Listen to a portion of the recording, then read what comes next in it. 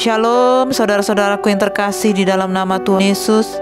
Senang sekali boleh berjumpa kembali dalam renungan kita pada hari ini, Minggu 7 November 2021. Kita semua boleh mengalami kasih Tuhan yang selalu baru setiap hari. Sebelum kita lebih dalam lagi, mari saya ajak kita untuk boleh berdoa. Tuhan Yesus, kami bersyukur hari ini kami boleh bersemangat datang kepada Tuhan untuk meninggikan, memuliakan nama Tuhan. Kami haus, kami lapar akan Tuhan. Kami rindu mengenal pribadi Tuhan lebih dalam lagi. Ajar kami untuk kami terus memiliki hati yang rindu bersekutu dengan Tuhan. Berkati kami dimanapun saat ini kami mendengarkan firman-Mu. Biar kami dipuaskan di dalam hadirat Tuhan. Kami dikenyangkan oleh firman Tuhan. Terima kasih Bapa. Tuntun kami, pimpin kami. Ajar kami Roh Kudus. Terpujilah nama Tuhan sekarang sampai selama-lamanya. Di dalam nama Tuhan Yesus kami berdoa. Amin. Nah, saudara yang dikasihi oleh Tuhan, judul renungan kita hari ini adalah Menjadi Sahabat, yang tertulis di dalam Yohanes 15 ayat 9 sampai 17. Saya akan membacakannya buat saudara-saudara yang dikasihi oleh Tuhan.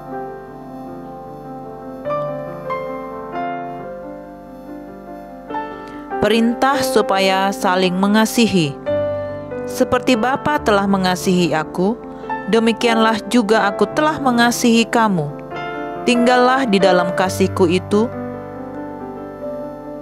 Jikalau kamu menuruti perintahku, kamu akan tinggal di dalam kasihku, seperti aku menuruti perintah Bapa-Ku dan tinggal di dalam kasih-Nya. Semuanya itu kukatakan kepadamu, supaya sukacitaku ada di dalam kamu dan sukacitamu menjadi penuh. Inilah perintahku, yaitu supaya kamu saling mengasihi, seperti aku telah mengasihi kamu. Tidak ada kasih yang lebih besar daripada kasih seorang yang memberikan nyawanya untuk sahabat-sahabatnya. Kamu adalah sahabatku, jikalau kamu berbuat apa yang kuperintahkan kepadamu. Aku tidak menyebut kamu lagi hamba, sebab hamba tidak tahu apa yang diperbuat oleh tuannya. Tetapi aku menyebut kamu sahabat, karena aku telah memberitahukan kepada kamu segala sesuatu yang telah kudengar dari Bapa-Ku. Bukan kamu yang memilih aku, tetapi akulah yang memilih kamu.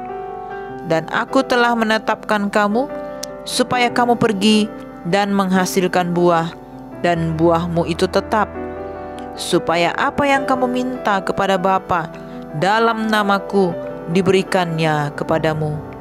Inilah perintahku kepadamu, kasihilah seorang akan yang lain.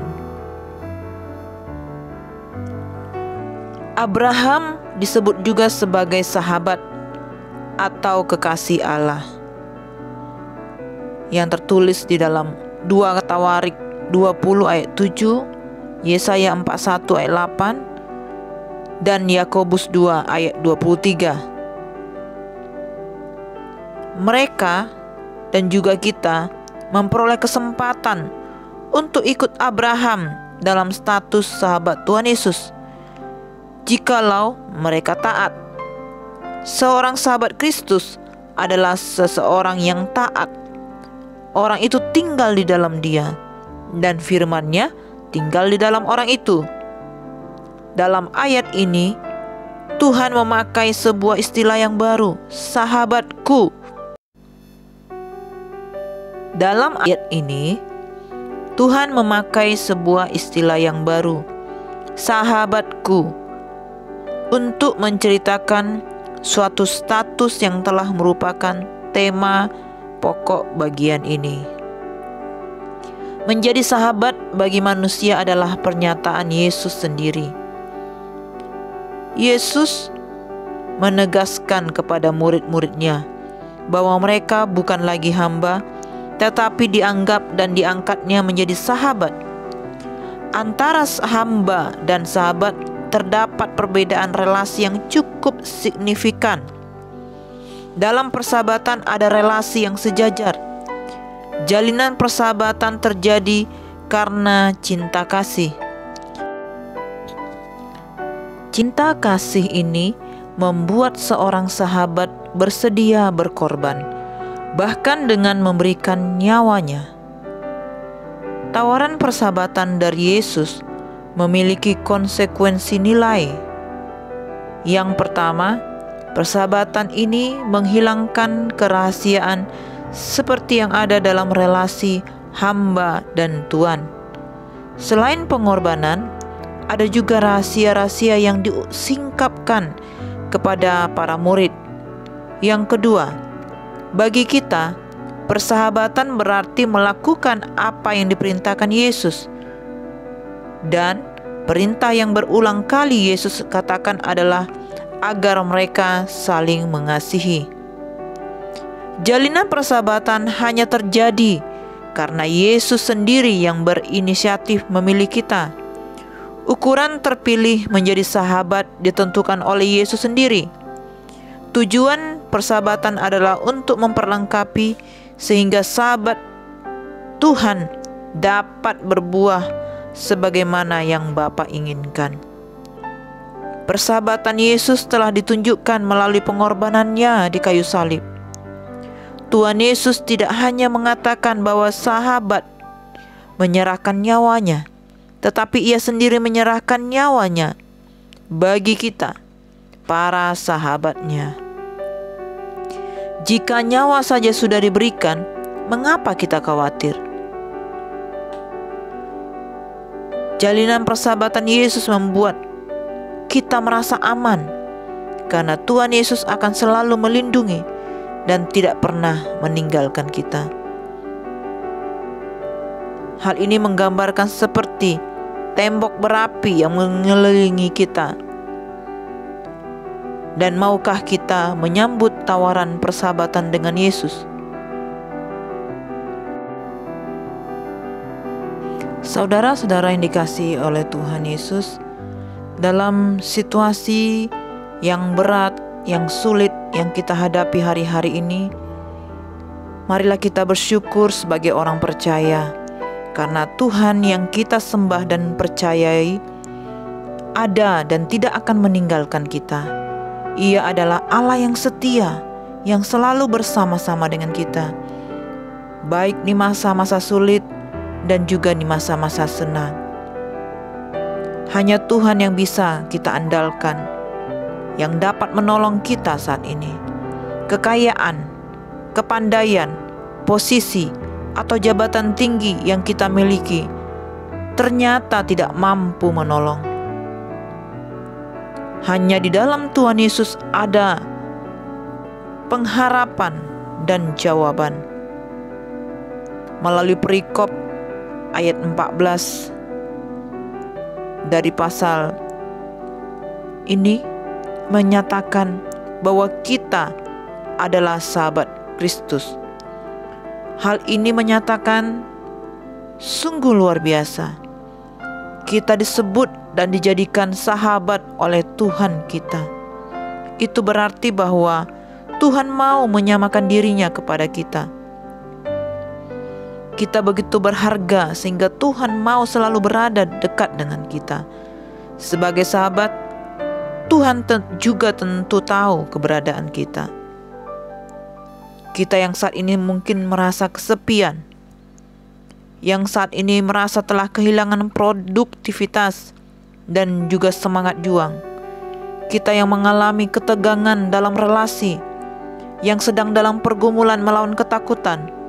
Ingatlah, ada seorang sahabat sejati, sahabat yang bisa kita percaya dan andalkan, sahabat yang mau menolong saya dan saudara-saudara.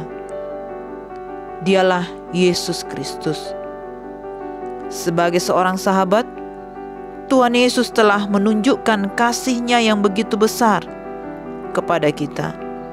Ia tidak saja rela meninggalkan tahtanya di surga untuk datang ke dunia dan merasakan penderitaan dan pergumulan kita, tetapi Ia juga rela menyerahkan nyawanya untuk menebus dosa dan menyelamatkan kita, orang-orang yang berdosa, hina, dan tidak layak ini. Mari saudara yang dikasihi oleh Tuhan, kita diingatkan kembali bahwa Yesus adalah sahabat sejati kita, dan Ia ingin agar kita sebagai sahabatnya tinggal di dalam kasih-Nya dan mau membagikan serta mempraktekkan kasih itu kepada sesama kita. Semakin dalam dan semakin besar kasih kita kepada Tuhan, semakin kita dimampukan untuk mengasihi sesama kita, termasuk orang yang tidak kita sukai, orang yang tidak sepaham dengan kita, bahkan orang yang memusuhi kita sekalipun. Demikianlah renungan firman Tuhan hari ini. Mari kita bersama-sama untuk semakin rela dibentuk oleh firman Tuhan. Mari saya ajak kita untuk berdoa. Terima kasih Tuhan, kami bersyukur atas firman-Mu yang sudah kami dengarkan.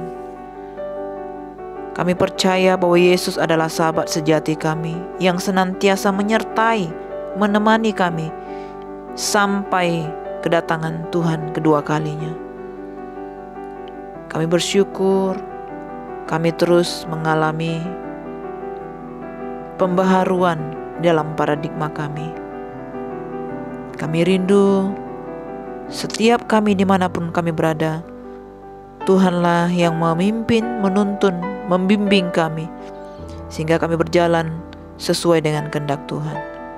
Terima kasih Bapa.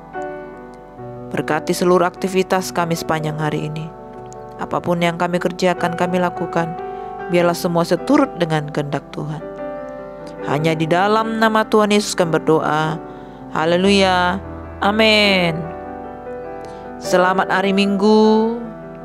Selamat beribadah. Tuhan Yesus memberkati.